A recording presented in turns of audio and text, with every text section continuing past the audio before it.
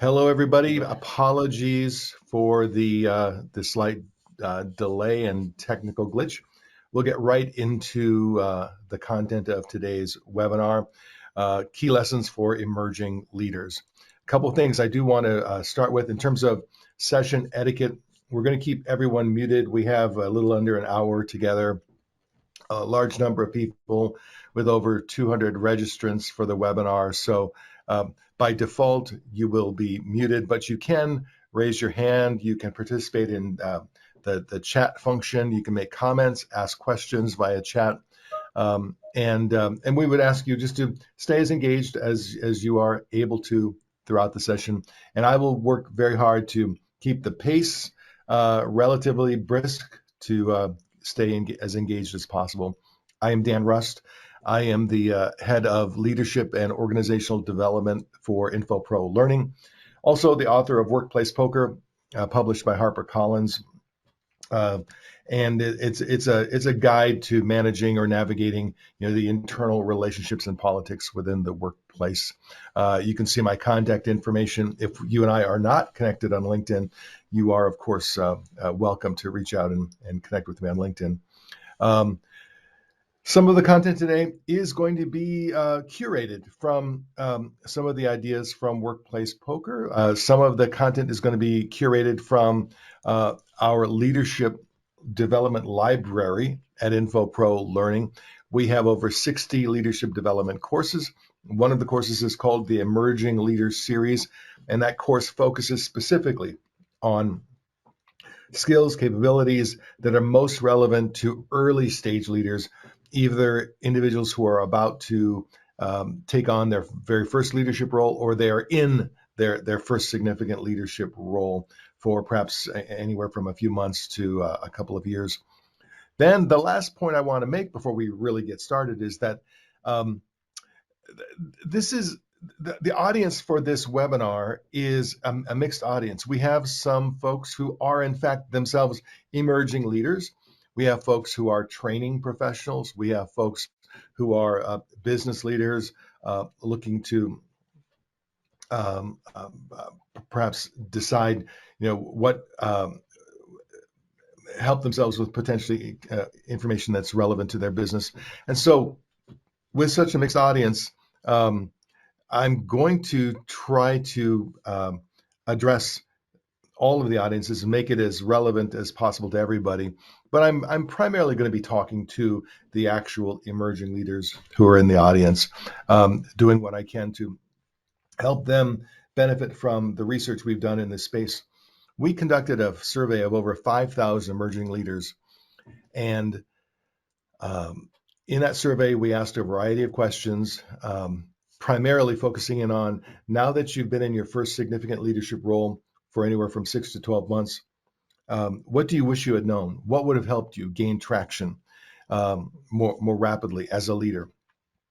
We also, during this same research, were able to survey almost 3,000 direct reports of emerging leaders. And we essentially asked the direct reports the same question.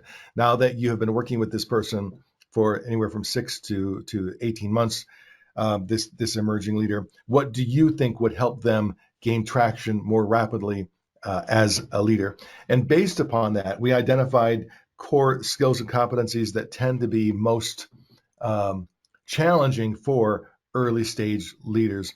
And one of those areas is highlighted when the leader receives feedback. We had a previous session about a month ago where we did talk about giving feedback, the process of giving feedback and giving feedback in a very positive, productive manner. But in the area of receiving feedback, that can be even more challenging for leaders because of what we call the fight or flight response. Imagine a situation where you've worked for a lot of hours putting a presentation together for your team. You've designed it to be really high impact. You put a lot of yourself into the presentation. You deliver it. You feel good about your delivery. And then while you're delivering to your team and as a new leader, you, in front of this group, someone has some constructive feedback for you. They don't take the time to give you the constructive feedback privately. They don't pull you aside later. They right there in front of everybody else, they give you some quote constructive feedback in a, let's say, less than optimal manner. How would most of us react? Not atypically. Most of us would react either with a fight response or a flight response. Probably what is most typical is the flight response, where you just seek to avoid the tension, avoid any sort of confrontation. But oftentimes, your reaction might not be particularly productive. And now, this is an extreme example, but for emerging leaders, it's important to understand that when you do receive feedback, particularly from your direct reports, it is important for you to make giving that feedback psychologically safe. So this is somewhat new for many emerging leaders, where they have to be attentive not only to their own mindset, but to the mindset of the person who is giving the feedback. How difficult it is to go to your own boss or your boss's boss or any significant leader in an organization. And if you have some type of constructive feedback or challenging feedback, it's quite difficult for many people, and is incumbent upon the leader to make it psychologically safe for that person, especially if others are observing. If you are in the front of the room and somebody gives you some feedback, everyone's watching for your reaction. And if your reaction is indexing too far into the fight response or the flight response, people are going to notice that, and they're going to decide from there, man, I guess I'm never going to go there. I'm never going to deliver any challenging feedback, because clearly they're shooting the messenger, or in some other way it's less than optimal. So how do you, as a leader, how do you make it psychologically safe? Well, in a challenging conversation, the first thing that you have to decide as a leader is, what do you want out of this? If what you want is to be validated as the leader, if what you want is to win the debate, if what you want is to be held up or to be seen as credible, if you want to control the environment or control the conversation, that's going to lead to one outcome or a set of outcomes. If, on the other hand, when you receive that feedback, whether it's in front of a group or whether it's privately, if what you want is an authentic, productive relationship with that person, whether the feedback, it doesn't matter whether the feedback is correct or incorrect, right or wrong, delivered effectively, delivered ineffectively, as a leader, it's incumbent upon you to continually remind yourself, what do you want out of this? And ideally, as a leader, what you want is an authentic, ongoing, productive relationship with this particular person who's delivering you that feedback. And if you can remind yourself that that's ultimately what's most important, your most important outcome, it's going to tend to lead you toward greater empathy with the other person. And I'm going to talk specifically about receiving challenging feedback that you disagree with. I mean, receiving positive feedback is relatively easy. Receiving challenging feedback that you agree with is generally easy. Someone says, "Hey, I noticed an error here," and you acknowledge that the error. Where it's difficult for a leader is when you receive feedback from someone and you don't actually agree with the feedback. You actually think, not only was it delivered not well, but it's not on base. So we're going to focus in on that just for the sake of this webinar, because that tends to be where it's most difficult for leaders. And even when the feedback is erroneous, or at least in your opinion, it's erroneous, it's still important to start with empathy. It's still important to acknowledge the other person's point of view. And it's still important to let them know that you do hear them, to pause for a moment and don't talk over them. Don't put them on blast. Even I love the bullet point at the very bottom of this slide where it says, have empathy even when others don't, quote, deserve it. I did have a leader say to me a couple of months ago, she said, generally I'm empathetic unless they're rude to me. If they're rude to me, then I'm going to give them back what they're giving to me, which is, it's not unreasonable if you're simply colleagues. It's not unreasonable if you're just two human beings. But in a work environment, there is more accountability, more responsibility put on the shoulders of the leader, so that even if the other party hasn't earned or doesn't deserve your politeness or empathy, we still suggest that you find a way to empathize with the other party. Um, and another technique or method for making it psychologically safe for the other party is to remind both yourself and them that there is a mutual purpose, whatever that might be. I love this phrase. Ultimately, we both want the same thing out of this. So whether you actually agree with the specific feedback that's being given, you can say to somebody most of the time, I understand that ultimately we both want the same thing out of this. We want to optimize X, or we want the best for X, whatever that might be. But reminding the other party that there is a mutual purpose here, that we do have some commonality, you're much more likely to create a psychologically safe environment than in a uh, than if your reaction is a bit harsher. Now, I noticed that quite a few people are joining right now.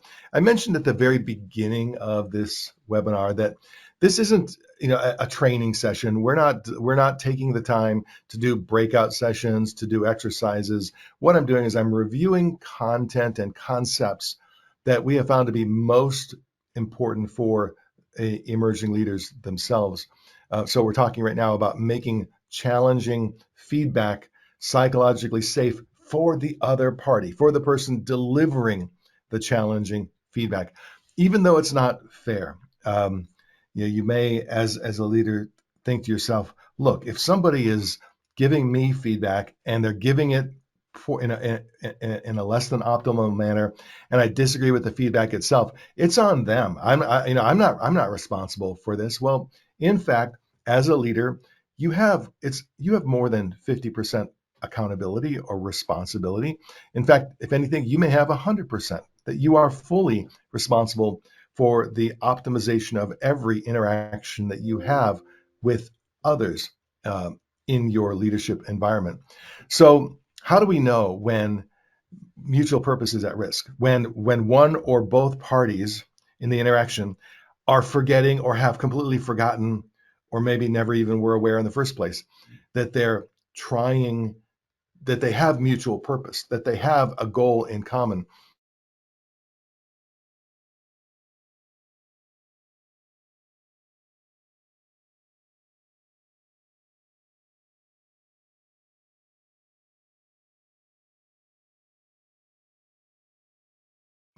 Pausing, it's a way of realigning.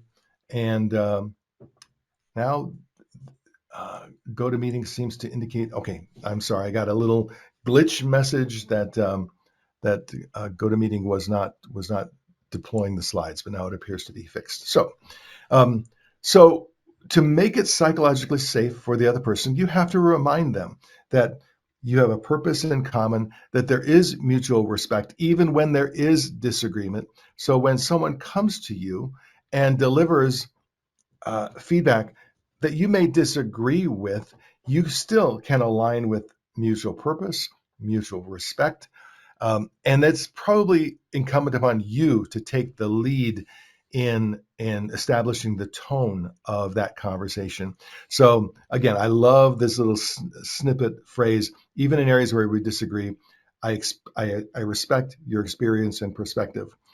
Now, I would never say to somebody, I respect your experience and perspective, but even if there is a but or an alternate opinion, I would never use that word but, because whenever you say to somebody, hey, I can understand how you came to that conclusion, but that word but tends to eliminate everything that you've just said. But I might say, I understand and I respect your experience and your perspective, and I understand how you came to that conclusion. And let me share with you some additional information that might maybe expand or shift your point of view. So I would use the word and instead of but. It's a small little shift, but it does end up creating a different kind of conversation oftentimes. Um, Here are some more indications that mutual respect within this, receiving of feedback is at risk. Whenever people start talking over each other, whenever anyone, whether it's you, the leader, or the other party, when people are using dismissive body language, like not making eye contact, turning away, rolling their eyes, even the way someone breathes, breathing deeply through their nose, any of these comments can in fact indicate that mutual respect is at risk. It's important for you, the leader, to ensure that you are projecting mutual respect, first of all. So be conscious of your body language. Be conscious of your mental reactions. If someone has brought something to you and it kind of ticks you off, you can't believe that they're delivering this kind of negative feedback to you or challenging feedback. If you're having that unconscious fight response, or maybe it's even a conscious fight response, self-awareness is critical, because when you can feel yourself dialing up, it's important to know it, take a breath, dial yourself back down. Sometimes just the self-awareness alone can help you dial down. When I recognize myself starting to spiral upwards, because I'm really disagreeing with the way someone is delivering a message, just recognizing that I'm spinning up is almost always enough to say, okay, I'm gonna spin back down. I'm not gonna let this dial me up. But then also, if I start using sarcasm or zingers or anything that ends up subtly indicating to the other person that I have less than full respect for them, um, even if the truth is, I'm going to take it to the extreme, even if I am dealing with someone with whom I have little or no respect, if my goal is to have the most productive conversation possible with that person, it's important that I not communicate my lack of respect for them, my lack of mutual connection with them. Because what I really want is a positive and productive outcome, whether or not I have deep respect for that other person. So as an emerging leader, one of the things we see is that many emerging leaders are surprised at the amount of thought they have to put into their behaviors and actions. I had one relatively young leader say to me, and he had received a lot of coaching. He had gotten some less than great feedback from some of his direct reports. That feedback came through a survey, so his boss was aware of the feedback, and he'd received some coaching. And he made a comment to me. He said, I was promoted into this leadership role because I was really good at my job. I was a top performer, but I don't ever remember thinking that much about my communication with my colleagues. I simply was who I was. I did things the way I did things, and it worked out, and everything was fine, and I was producing really well, and I was put into this leadership role. And now I'm finding that I have to think about my thinking far more than I ever had to. I have to think about my communication far more than I ever had to. And he said, that's the hardest part is I'm not throwing everything out. I don't have to change dramatically, but I'm just not used to having to take a breath and pause and contemplate what's the best approach for something, what's the best approach with this person, what's the best approach with this situation. And so I think as an emerging leader, there tends to be a think about your thinking aspect that can be new to many individual contributors who were fantastic in their role of simply contributing as an individual. And now as a leader, they have to be a little more thoughtful, particularly as an emerging leader receiving feedback. The way you receive feedback, if it's in front of other people in particular, we started this by saying feedback is a gift for every leader, even if it's absolutely wrong feedback, absolutely erroneous feedback. The fact that someone has that perception is actually a gift. It tells you that, okay, no matter what, even if it's incorrect, that perception is out there. Even if it's just with this one human being, that perception is out there. There is a gift in all feedback. At the end of this webinar, if I receive feedback that, oh, the design of that webinar could have been enhanced, you could have had more breakouts or more of this or more of that, even if it's erroneous because of the intent of this webinar, um, it's still a gift because it tells me, somebody's impression, somebody's perspective was what it was, and so the information gained from that feedback is in fact a gift. So the big lesson I would ask or suggest that emerging leaders take away when it comes to receiving feedback is simply to be more thoughtful, to think about your thinking, to work hard at creating psychological safety for the other person. Now, it's a fair question. What about me? What about my psychological safety? What about people who quote, unquote, attack me or do things that might impinge on my psychological safety? It's probably not fair. It's probably not right. But the reality is, when you step into a leadership role, there is more. There's going to be more emphasis on you helping others with their psychological safety as opposed to others helping you feel safe. In fact, as a leader, people kind of assume, since you have a bit more control than they do, people generally do not spend a lot of time trying to make things more psychologically safe for you. Um, Again, may not be fair. I'm reminded of a scene from, I think, one of the most recent Mission Impossible movies. Um, Ethan Hunt, the main character, the Tom Cruise character, he goes to the director of the CIA because his team has basically given their lives to save the world. And now his team is being asked to do something that's truly not rational, not reasonable, not fair. And Ethan says, after all that they've done for this world, now you want them to do this. And the CIA director's response is, and I think it was Angela Bassett who was playing the CIA director, her response is, that's the job.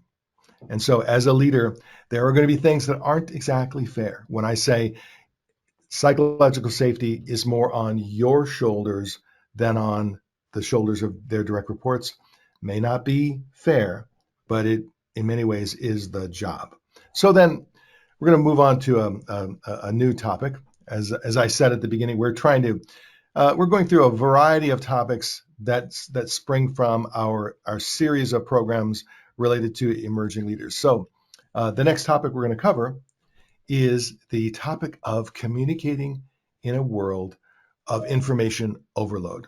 Um, while communicating with clarity has always been important, more so than ever before for leaders, it's important to understand that their people are oftentimes overloaded with information. They're receiving emails, Teams messages, text messages. They're watching videos. They're being overloaded with data, with reports. There's so much information that's flowing at and through people today that when you, as a leader, write an email message and you send your email message out to your team or to your organization or to your department, um, it's easy for a leader to say, well, look, I clearly outlined the 5 things that I need my team to do. And then you get frustrated weeks later when the majority of them are not doing the 5 things, and some of them aren't even aware of the 5 things, or maybe they heard about the 5 things but through someone else rather than reading your email, or paying attention to your weekly virtual meeting, or paying attention to what you shared in a live meeting when you have a weekly get together with your team, whatever the communication vehicle might be. It's not uncommon today for what you want to say, what you want to communicate, to get muddied up amongst all the other things that people are being overwhelmed by, that people are being exposed to in terms of communication. So we recommend for emerging leaders what we call our clear communication model. And the intent of this model is to help you crack through or break through all the other stuff that's happening so that they will get the communication. And whether you are delivering this model verbally, whether you're delivering the communication verbally or through written or through a video or whatever the communication vehicle might be, this model, CLEAR, can be applied to make your communication a bit more effective. And before I go into the details of this model, I've also had emerging leaders say to me, you know, as a direct report, as an individual contributor, I never had to think too much about my communication. It just seemed to work. I sent messages out, I talked to people. I was never spending that much time on my mode or my approach to communication. But now as a leader, I know that I need to be more impactful. I need to dial up my game, so to speak, in the area of communication. So let's start with capturing attention. Because we all have so many other things going on in our lives, when you send a message out or when you have a verbal message that you need to share with somebody, even if it's a simple one-on-one conversation. I was in a manufacturing setting a couple of weeks ago, and there was one particular department manager who was going from workstation to workstation, and he was explaining a new process, and it was somewhat related to safety with the equipment.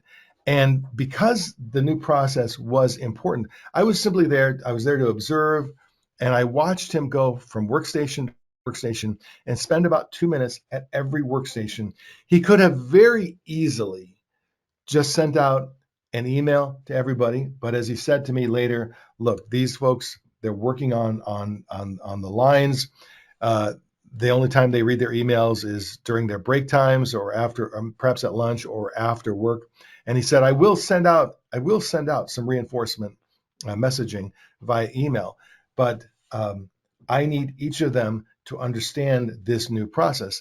And he started there, and the reason this impacted me or hit me is because I watched how he started his presentation. So he walked up to the workstation, and obviously, just the fact that your supervisor has approached you and is now having one-on-one time with you at the workstation, talk about grabbing attention. Compare that capture of attention to sending a blast email out to every one of them. Totally different worlds, but he knew he needed to capture their attention. But then the words that he used, he said, because I don't want you to lose any fingers. Those were his first words. So he walked up, would ask, do you have about 2 minutes? They catch them at a good time. They've got time. And then he would say, because I don't want you to lose any fingers. Then he went on to explain the new process that everyone was going to follow. It was a great way of capturing attention in the moment. And of course, not every situation is going to be that dramatic. But what you do want to ask yourself, depending upon the size of your audience, the nature of your audience, is what is it about this message that's important to them, not to me, but to them? How do I give them more of what they want? How do I ensure that they will tune into the message? So what do they value? What might they wonder or worry about? How can I stay in their moment and be fully present? And I would add to this, if you're sending out a written message and your messaging has moved beyond a paragraph, if you're about to start your second paragraph, I'm sorry, in today's world, I would stop and I would just say, hold on. How much of my first paragraph can I take out? Because if I'm about to write one of those 2 or 3 or 4 paragraph messages, just remember, what is it like when you, as the reader, receive a 4 paragraph email? It's not only is it overwhelming, most of your intended audience will simply go, all right, you know what? I'll come back to that when I have time to read it. I just don't have time right now to go that deeply into a message. So ask yourself, why is this important to them? And for some reason, we tend to overlook asking that question. We tend to just write out what we need to write out, or prepare what we need to prepare, draft the speech that we need to draft, without ever asking the question, okay, but why is this really important to them, not to me? I know why it's important to me because I'm delivering it, but why is it important to them? And the reason should not be, well, it's important to them because it's important to me, or it's important to them because it's a company priority. Truly, we tend to not spend enough time asking that question. Why is this important to them? What makes it relevant to them? And then framing the communication around what makes it important to them, sitting in their seat, not simply expecting them to sit in our seats. So a couple of things you can do to grab and keep attention. Again, whether writing, whether speaking, you can make a provocative statement, not a not an inappropriate statement, but you can make a provocative statement, something like, "Because I don't want you to lose any fingers." That certainly is a provocative, attention-grabbing statement. You can start with your action request. If you are going to be asking people to do something as a result of your email or your verbal message, whatever it might be, a great way to grab attention is to start with what you're asking them to do. As opposed to leaving it to the very end, instead of burying the lead, you might as well just ask. Or just state, here's what I'm going to be asking you to do. Now let me back that up with some information or data. I would be careful about wandering or drifting in your writing or speaking. Again, I'm going to go back to the whole concept of 3, 4, 5 paragraph messages.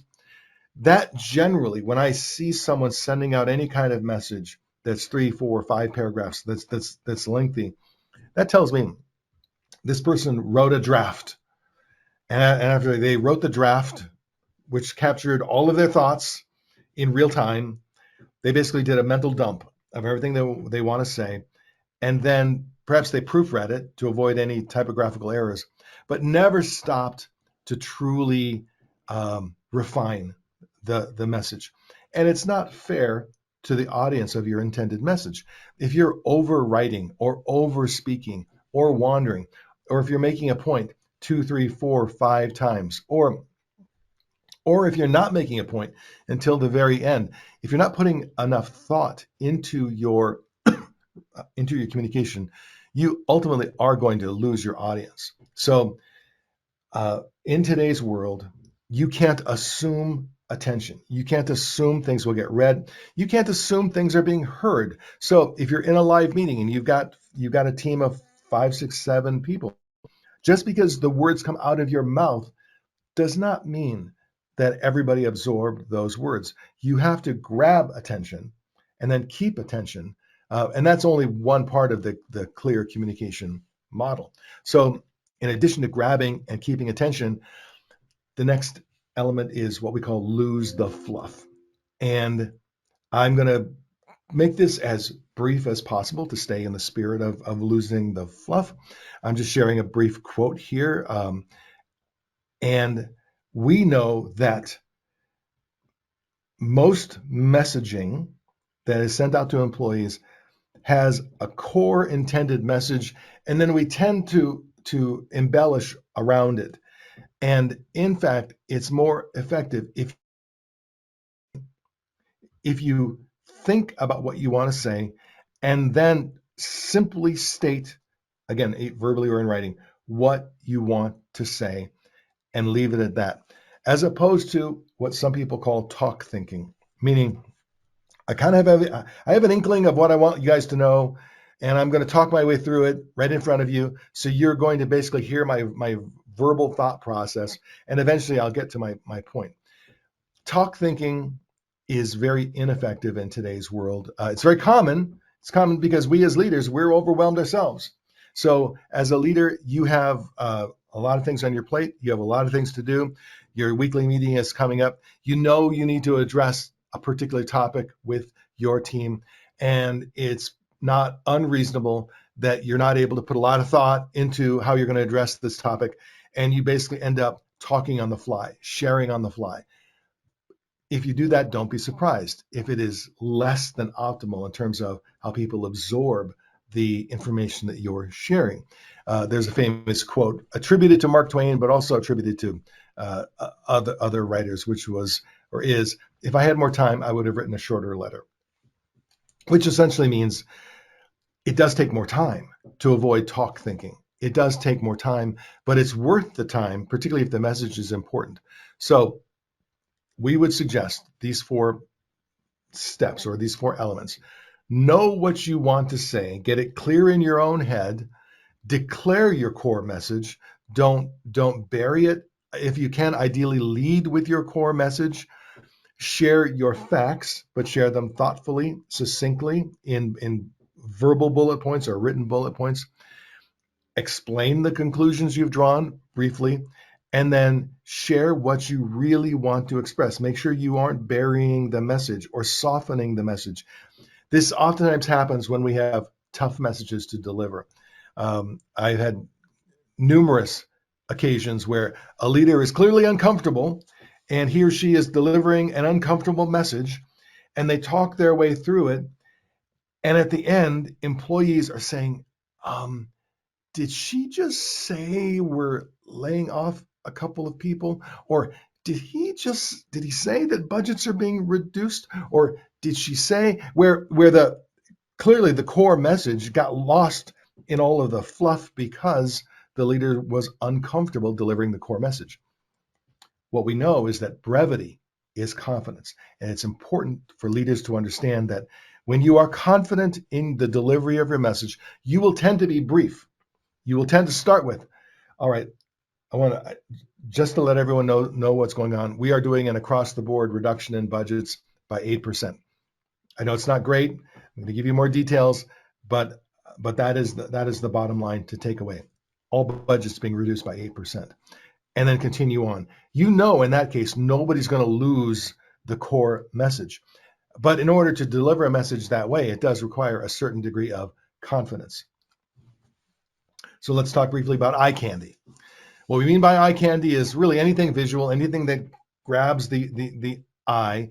And even in email communication, even in verbal messaging, you can leverage visual communication because we know how powerful visual communication is.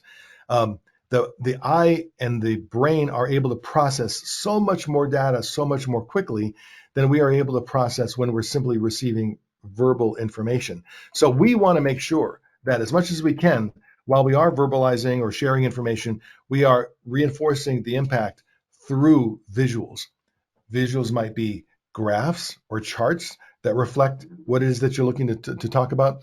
Visuals can be whiteboarding. There's a lot of power in grabbing the whiteboard pen and stepping up and writing out a simple explanation or simple visualization, or in some other way, writing out your core message to make sure that that message is not lost. The person who grabs that whiteboard pen and steps to the front of the room, talk about grabbing attention. That moment where someone says, "Hey, let me write this out for you," that is an attention grabber or an attention retainer or keeper.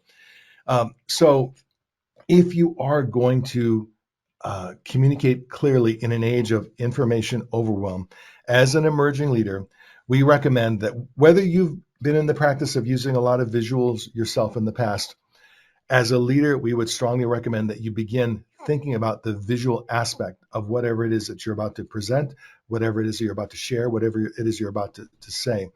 When it comes to visuals, we recommend that you keep it simple, use high quality graphics. Don't use, all it takes is for somebody to see a graphic that looks like it's pulled off of some low resolution slide from the 70s or from the late 90s.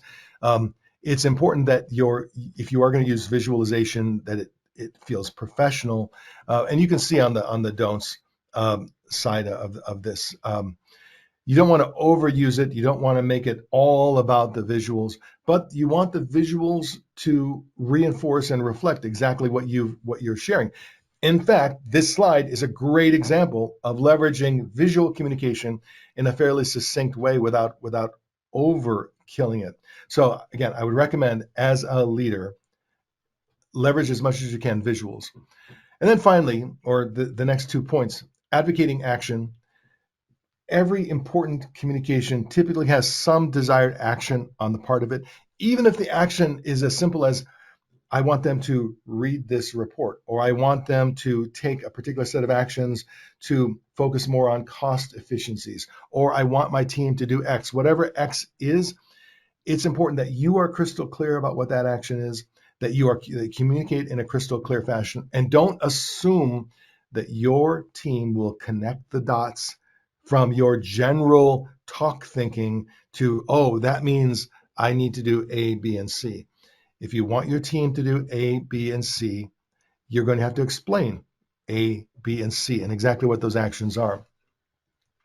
I spoke with a small group of emerging leaders a couple of weeks ago, and I was asking them about their frustrations. Like, what is it about leading others that frustrates you? And one of the common themes that came out was several of them said, I'm surprised at how I have to connect the dots for people. I have to explain to them how everything is connected, what everything means. I was never somebody who had to have that explanation for me. So what this young lady said was, I think because I have tended to connect the dots myself, I have tended to be the person who figures it out and makes it happen. I've been assuming that's how everyone else would be operating. But in fact, what I'm coming to realize is that that's part of my job, is connecting those dots for others and making sure that they understand what actions need to be taken. And then finally, reinforcement. The only thing I would add to this reinforcement slide is that don't assume that because you've communicated something clearly or you've asked for something clearly, that it doesn't require reinforcement. Reinforcement is important, that you say what you're going to say and then tell them what you told them. What's the old phrase? Tell them what you're going to tell them, then tell them what you told them. Probably critical in today's world of information overload. The more important a particular key piece of communication is, the more important it is that you reinforce that communication. That's the essence. So I know we've covered an awful lot in the last 40 minutes or so, going at a fairly rapid pace. But what I'm trying to do is tap into some of the most common topics that have resonated the most with emerging leaders when we have conversations with them and when we take them through training programs. Also, because of the webinar format, not a lot of activity, not a lot of opportunity for interactivity, for interengagement. One frequent set of comments I get from leaders who are in their first leadership role has to do with how isolated leadership feels to them. That one person characterized it as, suddenly people don't talk to me the way they used to talk to me. I feel like in some ways I'm separated, or I'm apart in a way that I haven't been apart when I was simply a colleague, simply an individual contributor. Another young leader was surprised at how stressful the job was. And what she said to me was, I'm so used to just controlling everything that I need to control. I can control my timelines. I could control my workflow. I could control my productivity. If I wanted to work on a weekend in order to get a project done, I would work on a weekend to get a project done. I could get stuff done because I was in control. But now, as a leader, having to lead through others, there's so much that I don't have control over, and it's far more stressful than I expected it to be. There was a research survey done 6 months ago, and the survey asked emerging leaders whether they regretted their decision to take on a leadership role. And what emerged from the survey, from all of the results of the survey, was that most emerging leaders take on a leadership role not because they want to lead, but because they want to make more money, they want to advance their career. So they are ambitious, but they aren't necessarily driven to lead others. And if there had been opportunities to make more money and advance their career without having the responsibilities of leading others, 30% of those emerging leaders would have preferred a path where they could be equally ambitious, equally successful in terms of finances, but not have to deal with other people. So obviously, there's something about the role of leading others that is sometimes less than optimal, sometimes less than ideal. And in fact, it can be quite stressful leading others. And sometimes emerging leaders are surprised at how stressful leading others can be. And when you are under stress, it can impair your decision making. It can impair your communication. You see all the list of possible elements here. And when you're under stress, and if it reflects in any of these kinds of reactions, of course, this has a negative impact on your leadership credibility. And most likely, you know it. If you're not doing a great job of managing conflicts, or you're not doing a great job of managing time, or you're not doing a great job of being consistent in your communication because you're overwhelmed by all the things that are going on, you know it as well as others. And that just contributes to the stress. So, recognizing for yourself that leadership isn't all fun and games, it's not all just about giving people orders and holding them accountable. There are elements to leading others that are stressful and that can drive your energy level down. And so while this webinar is not about health and wellness, I would say whatever your health and wellness practices were as an individual contributor, when you step into a leadership role, you should probably step up those practices. You should put a little more thought and time into eating well, sleeping well, maintaining your exercise pattern, keeping it to a healthy weight, all of those things. I'm not going to go into any more detail than that because for the most part, we all know what we should be doing. And so there's no point in retelling you what you should do. But I do want to reinforce that as a leader, you're going to find that the leadership stress throughout your career as your positions go higher and higher on a corporate hierarchical ladder, the stress doesn't get less. The stressors just become different, but the level of stress intensity continues. So it's important for you to make time for your health and wellness. It's important for you to pay attention to your health and wellness, even as a young person. And then I should just say, unfortunately, some of the most recent research indicates that it is among the relatively young individuals in their 20s, leaders in their 20s, are actually having the greatest health declines in not just in the Western world, but in the global work environment. It may be related to the pandemic. It may be related to other things, but heart attacks, cardiovascular disease amongst those in their 20s are significantly increasing beyond the rate increase you're seeing for individuals in their 30s, 40s, and later. So pay attention to your health and wellness, and pay attention to your interpersonal network.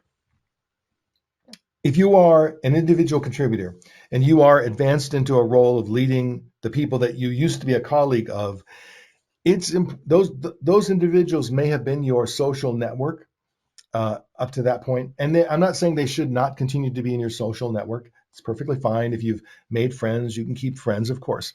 But you should, as a leader, look at expanding and cultivating a social network beyond that old group. You should have individuals who are your peers now that you connect with, that you align with, that you spend quality time with. That social interpersonal network is going to build your emotional energy as a leader. So making a conscious effort, a conscious choice. If you happen to work in a remote or hybrid environment, it's more difficult, and it's even more important that you build this emotional network of peers, because your peers are people you can have conversations with about what's frustrating you, about what's challenging, about what's stressing you out. Conversations that you probably cannot have with the people that report directly to you.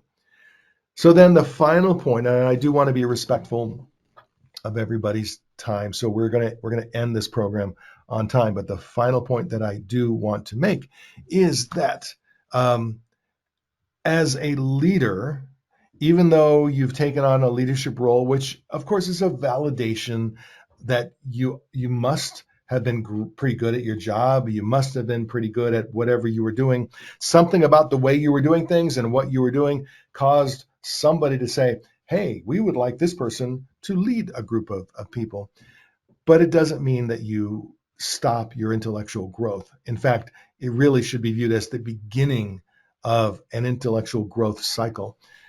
As human beings, we're naturally driven to grow, we're built to grow, and we often see that leaders come into a leadership role and will spend a year or two going through a lot of growth. They're learning their new role, they're learning leadership, but after a year or two, they start to flatline. They start to feel like, okay, I got this.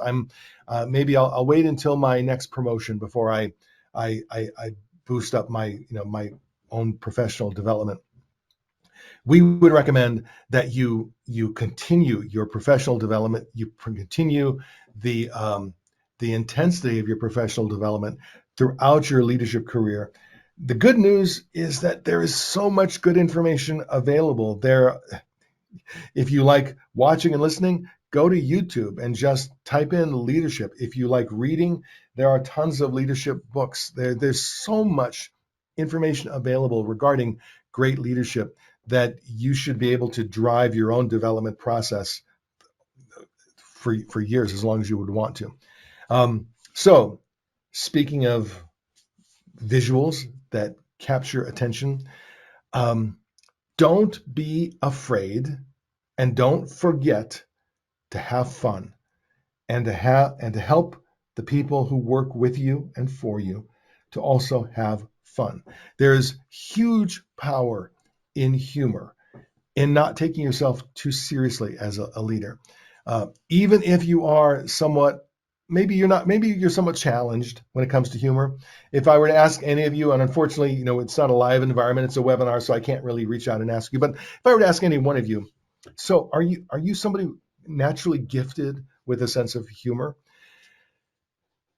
If you find yourself thinking, I'm not sure, do I have a sense of humor? Am I gifted with a sense of humor? If you're asking the question, unfortunately, the answer is probably no. Those of you who are gifted with a natural sense of humor, you know it. So when the question is asked, you know the answer. Now, if you aren't gifted with a natural sense of humor, it doesn't mean you can't develop it. You certainly can. And humor is important. Now, I notice we we just lost 5 attendees as I'm looking at the number of attendees. So perhaps the topic of having a naturally gifted sense of humor was not particularly engaging for those 5 individuals. But it is incredibly important. In fact, I had a young leader who I was coaching several years ago. She was so good. She was so competent. She knew her business. She knew her market. She knew her customers. She knew her team. She was incredibly competent and also very serious. And only it was a 6-month coaching engagement, and only after about the 3rd month of engaging did I start to feel like she was opening up a little bit. We were having more human dialogue, human conversations. And then about the 4-month mark, 4.5-month mark, she really started to lighten up, and the conversations became more enjoyable. There was a little bit of a humor. There was a little bit of lightheartedness. And by the time we were in the 5th month, coming close to the end of the coaching engagement, she'd really lightened up. And I remember our final conversation. I said to her, in this last 3 weeks especially, you have become so human and so fun, and so it's just enjoyable to have these conversations. And I would suggest that the person I see now, who's with me today, this is the person who should be showing up at work. The person who is relaxed, engaging, fun, laughing, have a lighthearted comments, lighthearted spirit. The serious person who I started with, it was nothing wrong with that person. But if there's a way for you to bring some of this lightness to your workplace, it's going to serve you and it's going to serve your people. And she reached out to me years later to say that one conversation made all the difference for her, because she felt like what I was really saying was, be human, be an enjoyable human, along with all the competency, be an enjoyable human for others to work with. So I see that we're right on time. I'm going to let you go. I want to be respectful of your time. And if I know they're going to send a webinar survey out, so you can give us your feedback with the survey. And I, of course, will accept the feedback with grace. So thank you so much to all of you. Have a glorious rest of your week.